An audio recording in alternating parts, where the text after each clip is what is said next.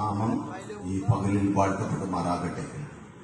മനോഹരമായ ഈ പകലിൽ കർത്താവിന്റെ തിരുസാന്നിധ്യത്തിൽ നമുക്ക് ദൈവത്തിന്റെ മക്കൾ വന്നിട്ടുണ്ടെങ്കിൽ വിശ്വസിക്ക്, ഒരുവൻ എന്റെ വിഷയത്തിന്മേൽ ജയം പ്രാപിച്ചിട്ടുണ്ട്.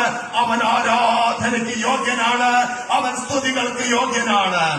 അല്പം കഴിഞ്ഞപ്പോൾ ആ കുഞ്ഞാട് അറുക്കപ്പെട്ടതുപോലെ നിൽക്കുന്ന കുഞ്ഞാട് രംഗത്ത് വന്ന് ആ പുസ്തകം വാങ്ങാനിടയായി തുറന്നു. ദൈവമക്കളോട് ഞാൻ ഓർപ്പിക്കട്ടെ, ഞാൻ നിങ്ങൾ കരഞ്ഞ വിഷയം ഇപ്പോൾ ജയം